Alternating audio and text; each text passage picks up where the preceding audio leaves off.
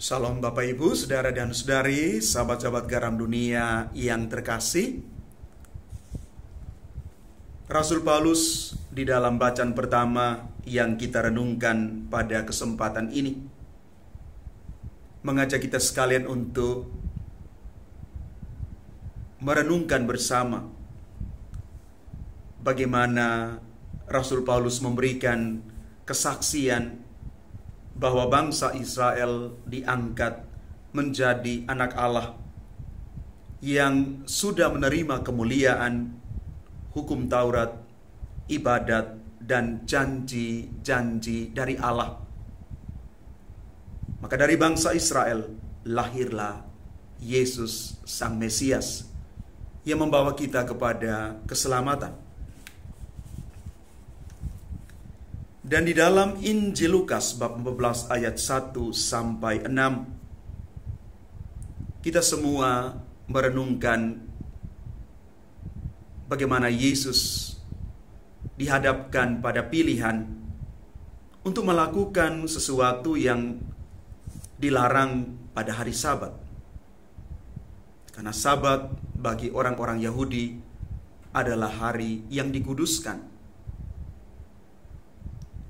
Namun Yesus di hari Sabat ini menggunakan kesempatan untuk menyembuhkan orang. Sebenarnya Yesus menggunakan kesempatan itu untuk memberikan pemahaman dan pemaknaan baru terhadap keberadaan hukum Sabat itu yang dikultuskan turun-temurun. Bapak Ibu Saudara dan Saudari yang terkasih, menarik sekali di dalam Injil hari ini Yesus mengatakan begini, siapakah di antara kalian yang anak atau lembunya terperosok ke dalam sumur tidak segera menariknya keluar meski pada hari Sabat?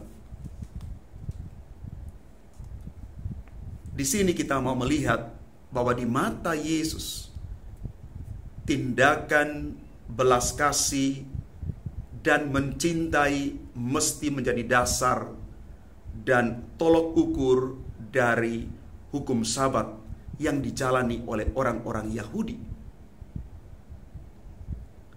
Menolong dan mencintai sesama serta berbuat kebaikan itu jauh lebih berharga daripada menaati hukum semata tanpa isi. Hukum Taurat dan hari Sabat ini sungguh penting. Tetapi sekali lagi Yesus memberikan makna baru, memberikan roh ke dalam pemaknaan Sabat ini, supaya bukan hanya dilihat sebagai tata aturan semata, tetapi lebih daripada itu, yakni tindakan kasih yang menyelamatkan. Karena itulah kita semua sebagai orang beriman ingin melihat lebih dalam makna setiap ajaran, makna setiap hal yang ada dalam gereja. Bagaimana kita memiliki disposisi batin yang benar dan tepat ketika kita melakukan sesuatu di hadapan hukum sosial, hukum agama, dan lain sebagainya. Landasan kasih ini harus menjadi kekuatan supaya pelaksanaan hukum itu tidak membawa orang kepada hal yang kurang baik, tetapi justru membawa orang kepada kebaikan. Bapak, Ibu, Saudara, dan Saudari yang terkasih, gereja terus bertumbuh dan berkembang. Kita pun sebagai umat beriman mengalami itu. Ecclesia semper reformanda. Gereja selalu mengalami perubahan. Kita tetap berakar kepada nilai-nilai kebenaran di dalam kekatolikan. Tetapi kita juga terus belajar akan banyak hal baru. Ada banyak perubahan yang terjadi di sekitar kita. Dan kita tidak bisa menutup mata kepada hal-hal ini. Justru disinilah misi utama dari gereja. Membawa kebenaran itu di tengah dunia. Dan menjadikan kita sebagai umat beriman yang peka akan tanda-tanda zaman.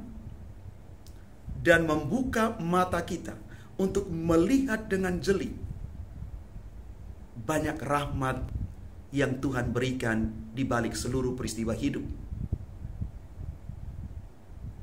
Mari kita juga berubah pola pikir kita, pola rasa dan tindakan kita, supaya pertumbuhan iman di dalam kekatolikan kita sungguh-sungguh berbuah kebaikan dan kebenaran. Mari Bapak Ibu, kita ingin maju, terus berkarya sebagai orang-orang yang menggaungkan terus kebaikan itu dalam gereja. Kita tidak dikungkung oleh aturan-aturan baku yang kadang-kadang menyeret kita untuk tidak maju. Sekali lagi, agama Katolik adalah agama yang mengajarkan perubahan, tanggap zaman, tetapi tetap berakar di dalam kekatolikan kita. Mari Bapak Ibu, kita melihat sekali lagi perjalanan hidup kita, iman kita, supaya makin tumbuh, berbuah, dan berkembang untuk kebaikan bersama. Tuhan memberkati kita sekalian. Amin.